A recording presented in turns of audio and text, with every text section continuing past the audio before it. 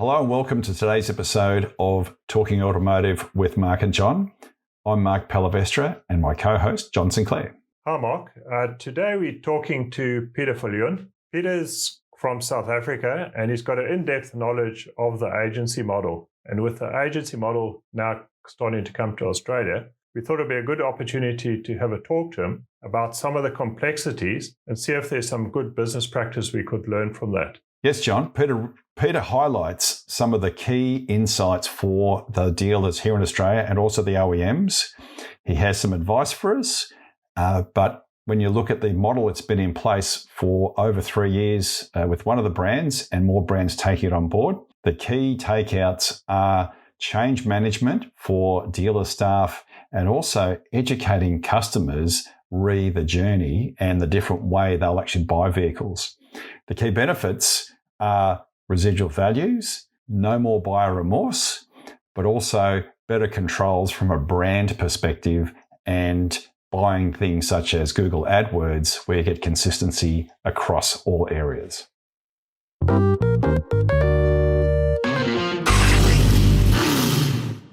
Before we jump into the show, a quick word from our sponsor.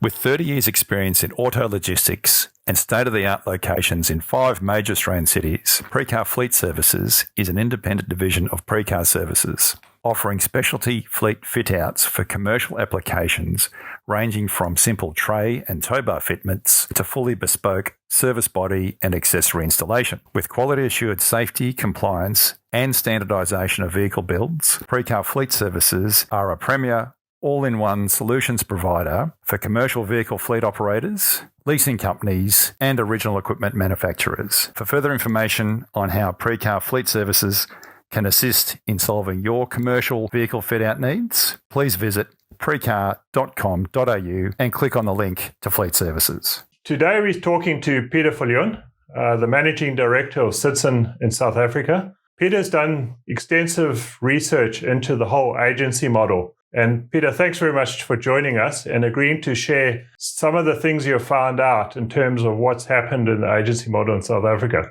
Welcome to the show. Thank you very much, John, and thank you very much, Mark. It's a great pleasure to be here and hopefully I can add some value. Now, Peter, I'm keen to ask a question before we jump into the agency side, just to put some perspective, what you do in South Africa. Now, you run a successful automotive talk show. Can you tell us about the show? Yeah, so Mark, the car show is called Let's Talk Automotive. It's a web-based car show that we started last year, actually, when the lockdown started. We had quite a hard lockdown in South Africa, and what we wanted to do was, you'll notice my partner in crime, Fani Skoltz, who's on the show with me. He actually started the show with the producer, Fritz Diaco. And what they wanted to really do was to still be in touch with their customers. I joined the show after being a guest, believe it or not. They quite liked what I had to say, so they asked me to join a bit more full-time. And so we provided some industry insights to our dealership customers at that stage. But we soon started to see that there were regular enthusiasts who were watching the show. And so we transitioned the show more into a consumer-based format. And that immediately put us onto a new level of viewership. To the point that we've managed to attract some key sponsors. So we have, for example, Suzuki Auto South Africa. We also have one of the largest insurance companies in South Africa called King Price Insurance. And we recently now got a new sponsor that sponsors our clothing called Petrol Clothing. So all in all, very happy with the growth of the show. It's kind of taken us by surprise, but it's opened up a whole new avenue for us. Suddenly, it's much easier for us to get into the manufacturers to go chat to them, and vice versa. They're giving us a lot of cars to do reviews on. So we're having a lot of fun with the show. Now, Peter, in terms of the agency model, that kicked off, I believe, a couple of years ago in South Africa. Can you maybe just give us a little bit of history about how it transgressed and what brands are involved and how long they've been doing it? Yeah, so amazingly enough, South Africa has got a very mature automotive market, and we often find that we are used almost as a guinea pig by a lot of the OEMs to test out new business models. And the agency model was no different. So it started off about just over 4 years ago with Mercedes-Benz. and was followed by BMW just over a year ago. So Mercedes-Benz has got a few more years on the rest of the industry in terms of fine-tuning and tweaking the model. And it has been an interesting journey, I think, for both the brands. So at this stage, we've got Mercedes-Benz and now BMW who follow the agency model. Right now, we're seeing agency come in Australia. New Zealand's had it. A few brands have had it there. I think we're all, the market here is somewhat hesitant and nervous. So we're really keen to look to you guys and what you've experienced along the way to give us the insights. Normally with the auto industry, we look to the US to see what the trends are.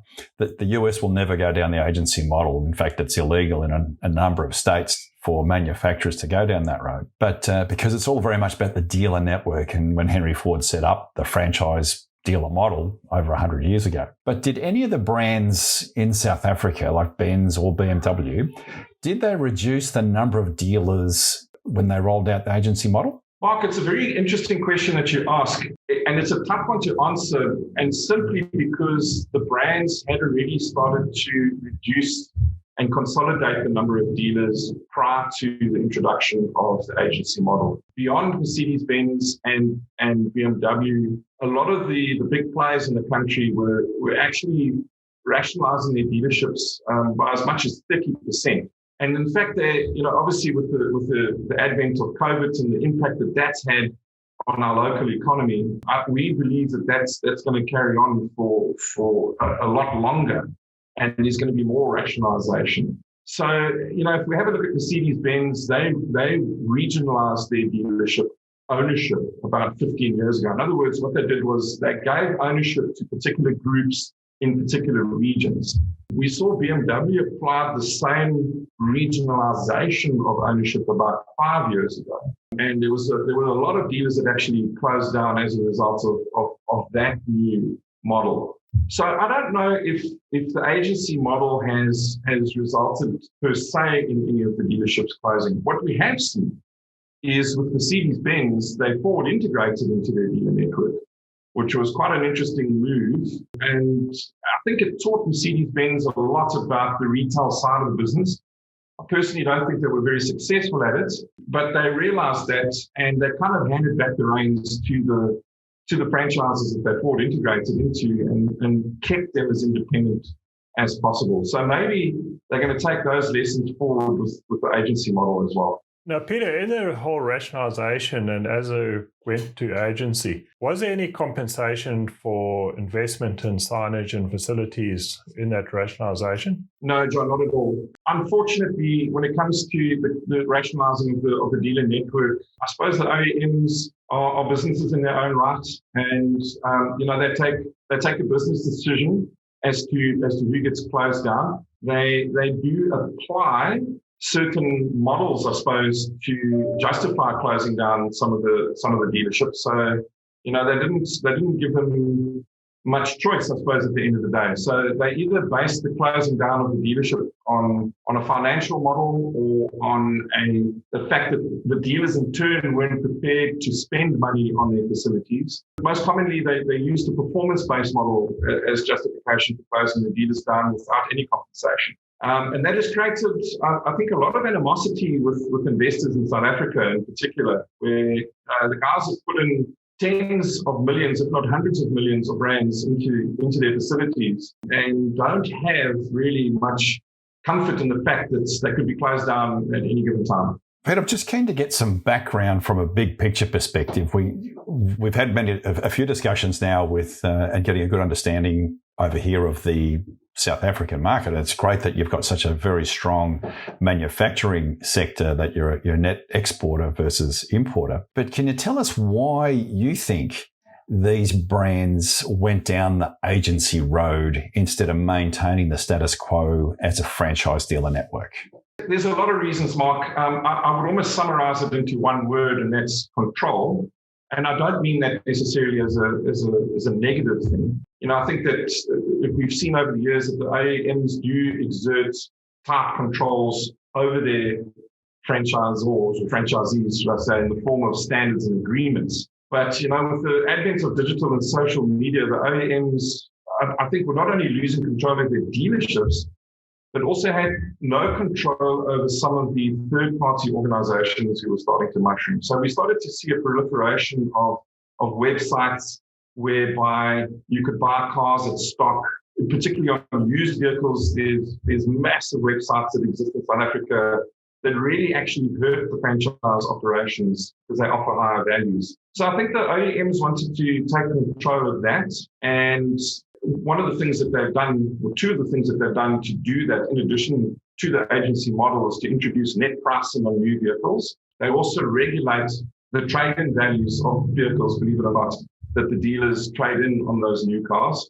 And the big one is that the OEMs that have adopted the agency model also own the stock that is at dealer level. And that's a knockout blow to any of the third-party platforms. So I think that was one of the motives behind going the agency model. I think also, in fairness to the OEMs, there's also such a proliferation of online advertising across so many channels that it made sense to consolidate these into an omni-channel so that the precious in the market customer would have a more conventional and convenient journey through one channel.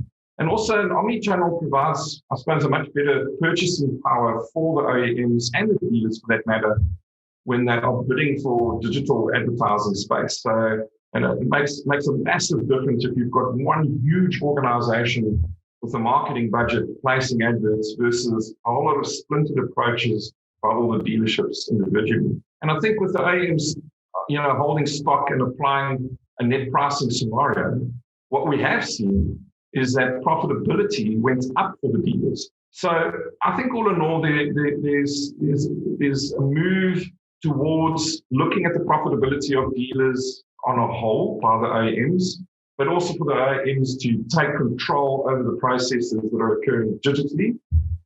And I think also that the omni-channel is maybe a preparation for bigger things to come. Peter, in terms of the ownership of the stock, who owns loaner vehicles and demonstrators and that sort of stock? And is there a point reached where the vehicle will eventually become the dealer's stock? Yes, John. So on the demo vehicles, some of the manufacturers have different philosophies behind that. And when I say some of the manufacturers, obviously the two big ones are Mercedes-Benz and BMW. But what we have seen is some of the other OEMs moving towards a hybrid agency model where they also own the stock. So what they tend to do is the only vehicles that the dealerships are allowed to own would be demo models. And so each of the OEMs have a particular demo model policy in place where they either allow the dealerships to rent those demo models over a period of time, or they sell them upfront to the dealers at a discounted rate, in which case the dealers are required to hold on to those demos and are only allowed to use them as demonstrator vehicles. I'm curious, Peter, the used car trade-in, how is that controlled by the OEM? Because I would have thought that would be the only, I suppose, differentiator that a dealer would be able to determine how much they're prepared to trade a vehicle for, because it's the dealer's responsibility to remarket that. Yeah, it's a tough one, that, Mark. I think that particular decision caught a lot of the dealers by surprise, because as you say, they would have believed that would have been the last sort of bastion of control that they had over how they built a deal. So the way that both BMW and Mercedes-Benz approach this is they have what they call business development centers that are located at head office. And this is one of the ways, or one of the areas that I believe is a negative with the omni-channel or the agency model, in that it has made it a very, very lumpy process for the customer, ironically. Because what you've got to do as a dealership is you've got to prepare a deal pack, which includes what you think is the fair trading value of the vehicle. And you've got to submit that through to head office for their approval. And the business development center will either approve or reject your trade-in value.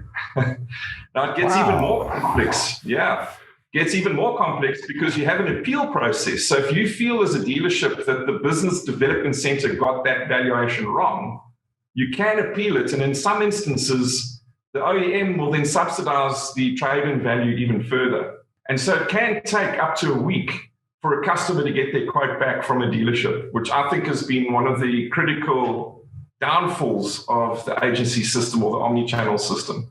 So yeah, they control everything right through to the trading value of the customer's car. Peter, does it not contravene anti-competitive type laws? Yeah, I mean, intuitively, you would be right, John, but they obviously went through the Competitions Commission. It was quite an exhaustive process. And I must say, we were quite surprised that they got that part right, because it does create a very closed loop for control within the OEMs. But yeah, they've got it right. I think they maybe argued that they were no different to the way that pricing works with any other franchise in any other sector that we see in the country. And maybe they had a point. Peter, so you've done a lot of research into the model and you've just completed a study. Are you happy to share some of the outcomes of what you found? Yeah, so I think maybe what I'd like to do is just share some of maybe the history first of how we got to an omni-channel and where we're going to be going moving forward. So, if we go right back into the beginning, historically, we had a physical dealership, and that model was a location, stock, and relationship-based model. And the manufacturers and the OEMs were dependent on having local dealers. And from a customer point of view, customers did a lot of their research either physically at the dealership or via brochures. And then as technology marched on and the dawn of the internet came upon us, then we started to see more and more e-research taking place. So resources were aimed at digital, but primarily as a research tool for the customers. And we started to see things like car configurators appearing on the OEM and dealer websites, as well as e-brochures. But the sales process was ultimately still owned by the dealership, and we still had price haggling carrying on between the customer and the dealerships. And then more recently, we had a multi-channel model. Now, with a multi-channel model, you have many consumers shopping across many different channels. And this is as a result of these third-party and second-tier operations that started to pop up. So we had independent influences between online and in the dealership becoming apparent. And so the OEMs need to align the retail execution with customers' preferences and highlight channel-specific processes, thinking, and metrics. And that obviously was still not really keeping pace with the consumer's expectations. And so the retail delivery model had to be looked at, and that resulted in the present, where we see this agency or omni-channel concept coming along, where there's a lot more control that's been exerted by the OEMs. So we still have the interdependent influences between online and offline, but they've been identified and addressed by the OEMs. And I think the big thing really with omni-channels is the fact that customers are now completely connected and interact physically and digitally concurrently with the dealerships. I mean, BMW, for example, their advertising at the moment is all about you can buy a BMW from anywhere. They have adverts where customers are sitting inside a library and they're saying, well, you can learn about, some scientific facts and other things, and at the same time you can purchase your BMW.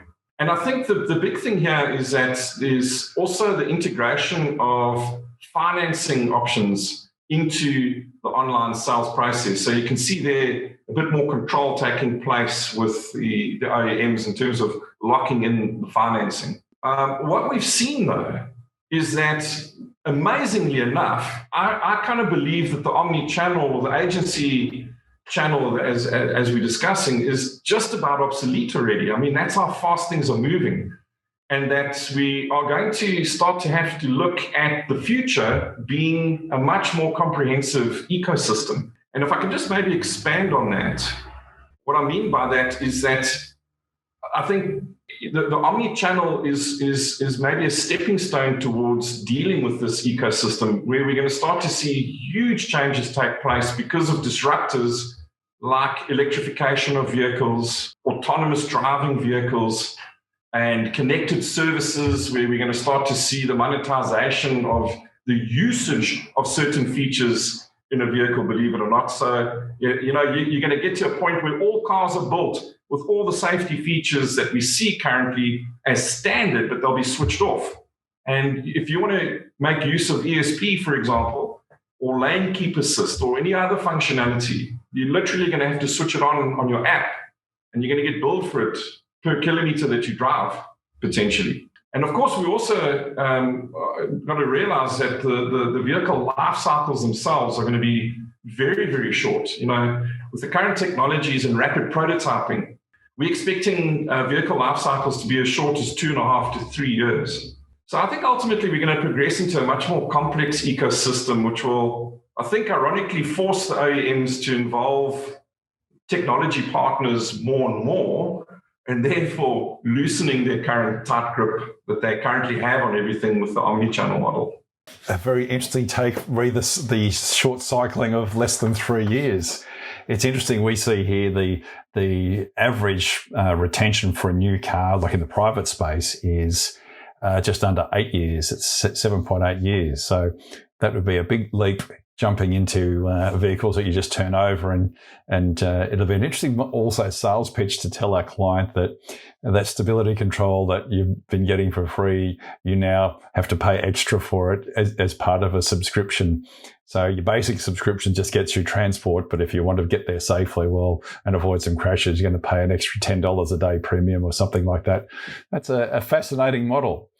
Now, just on the back of that research, when you think of the brands and BMW and Benz who are already in this agency model and have been for a while now, do you think either of those brands would have done anything different in hindsight? If they, especially I suppose Benz, when they've been running it for more than 3 years, would they have changed? Would they change anything in hindsight, or would it still just be the status quo that you feel?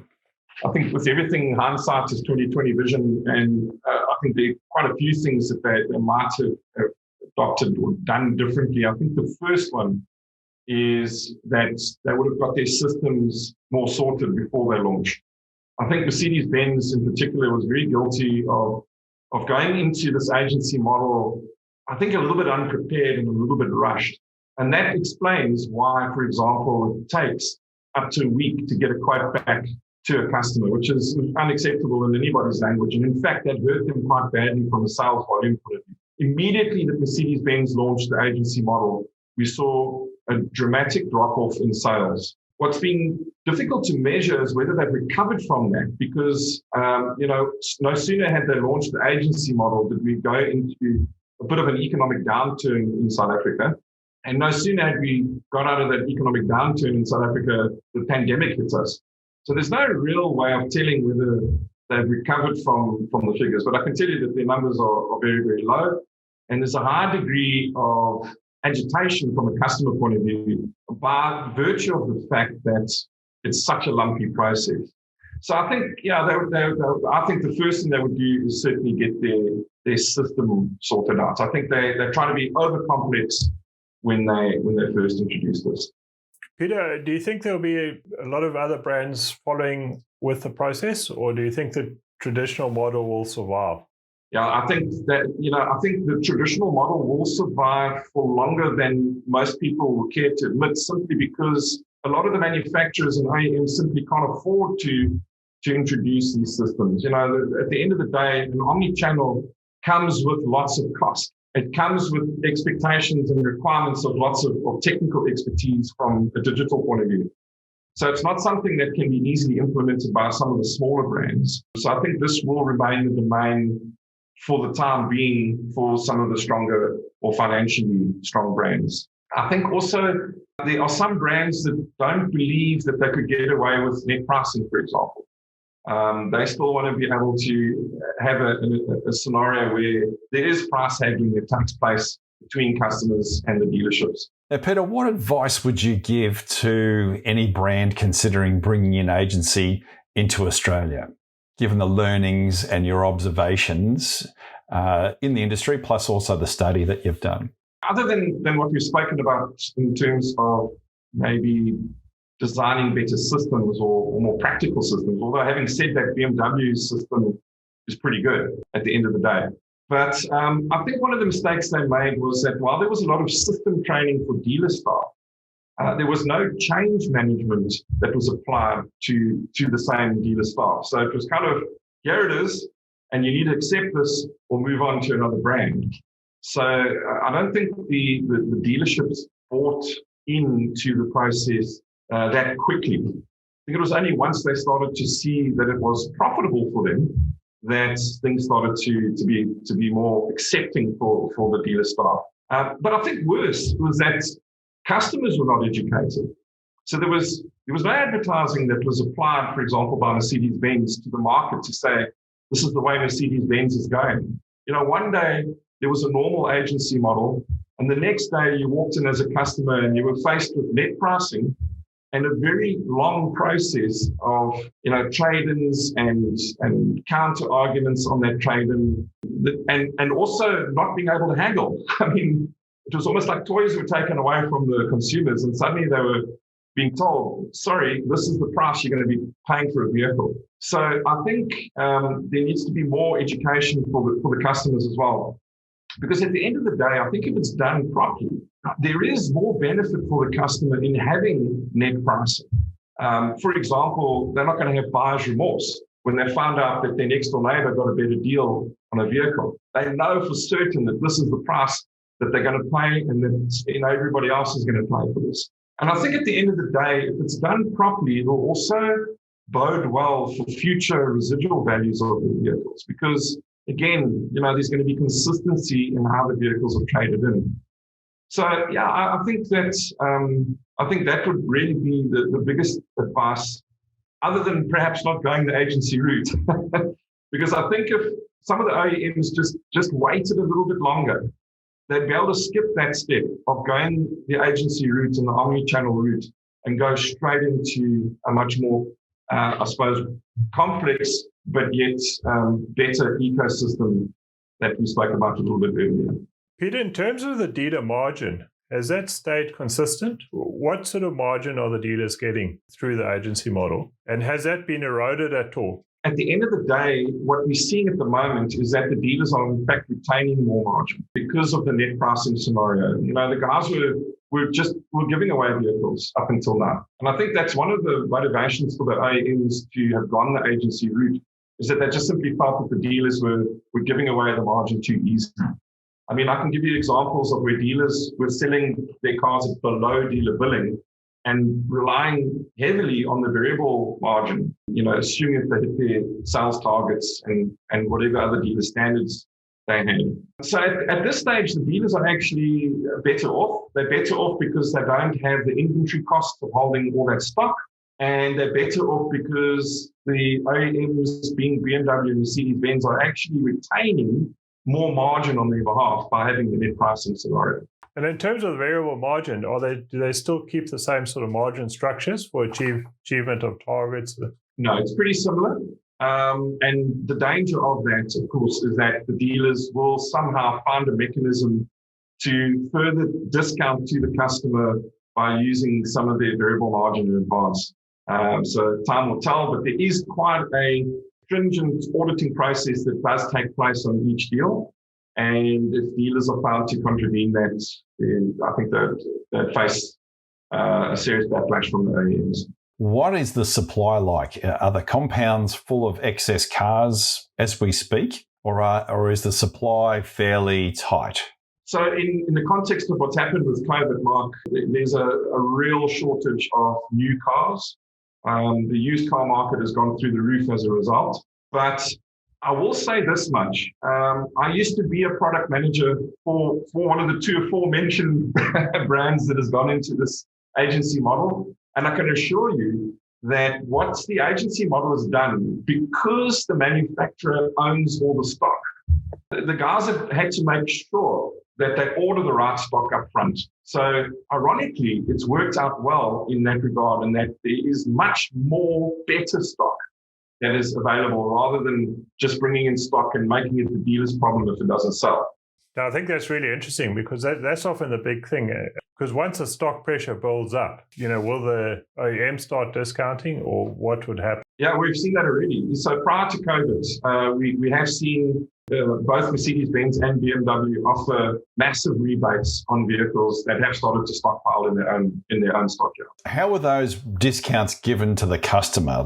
Because the OEM was overstocked, did they lower the national transaction price for a period of time to clear that stock? Is that what they did? In South Africa, we predominantly use trade-in assistance as a way of artificially reducing the overall price of the transaction. So typically a customer will get a massive offer on their trade-in, or they get a cashback scenario, which is not a very good way to do things. And the receiver of revenue is starting to actually clamp down on that because they're starting to see that as a potential for money laundering.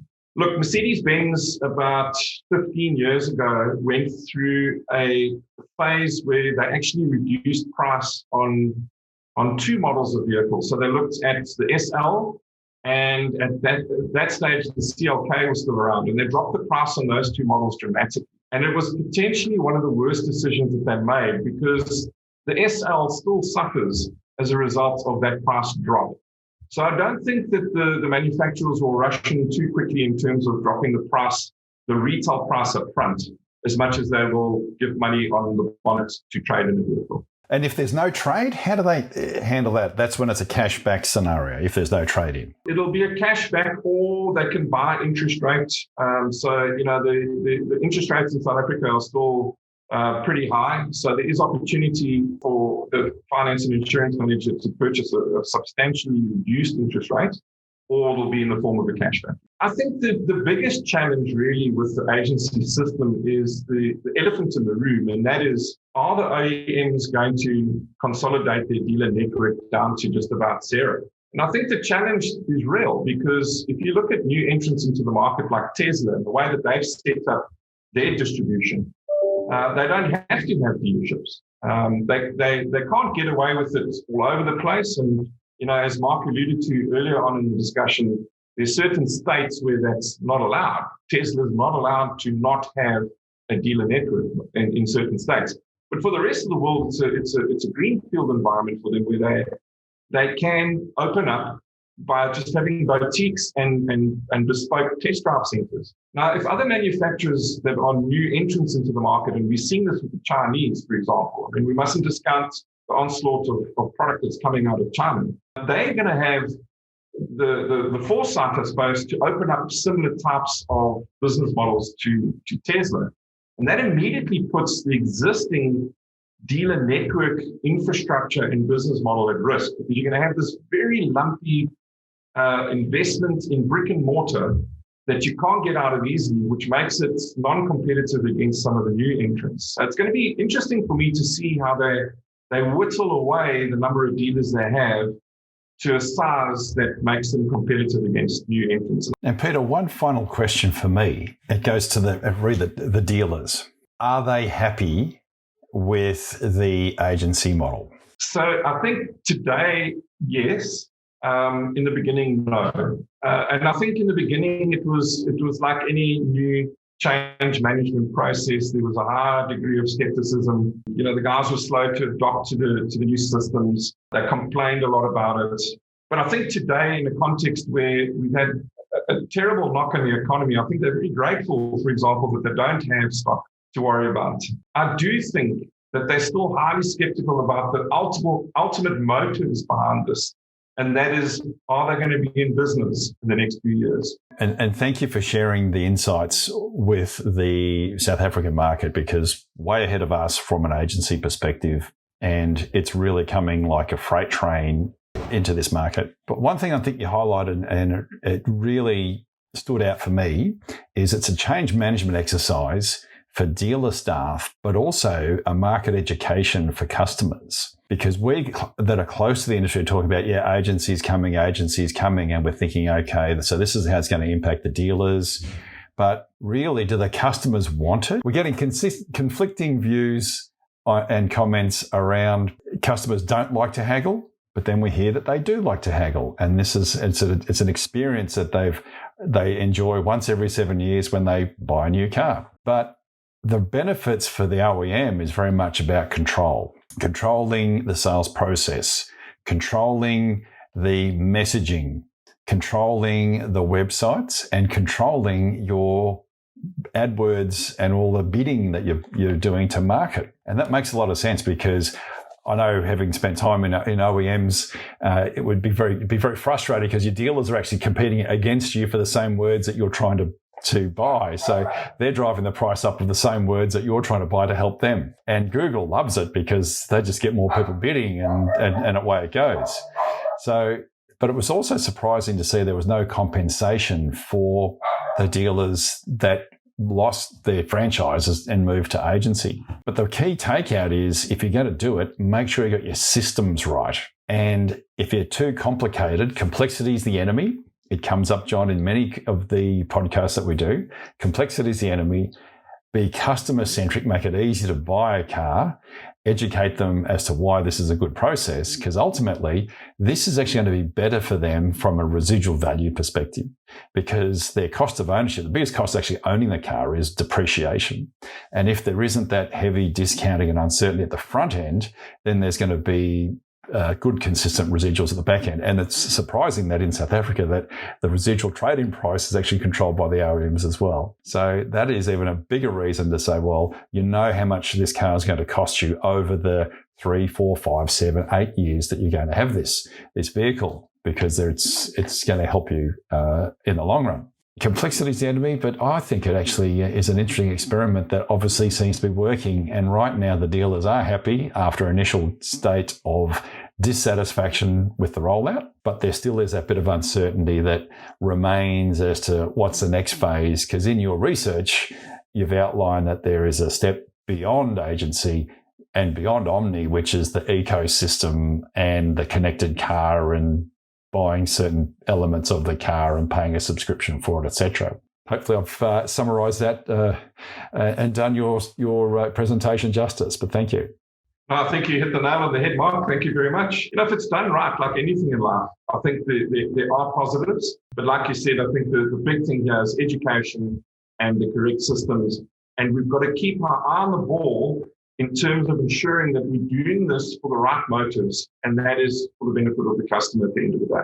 You can't just say, okay, I'm going to put the agency model and then I'm done. It's a continually evolving process, and you have to keep moving with it, because you've got these new competitors coming, such as Tesla, could be other EV brands. So if you don't keep up and keep modifying the model, you'll get left behind. I think that's what the current OEMs have realized, that if they don't do something, if they don't do something almost radical, they're going to be in trouble going forward. Now, Peter, thanks very much. It's been great talking to you, and it's been great insight. It's been a great pleasure, gentlemen, and thank you for having me on your show, and we look forward to chatting soon again. Thanks very much for listening. If you enjoyed what you heard, please follow us on LinkedIn or subscribe to our channel on YouTube. If you need to have any more information, please reach out to either myself, John Sinclair, or my co-host, Mark Palavestra. Thanks very much. We'll speak to you again next week.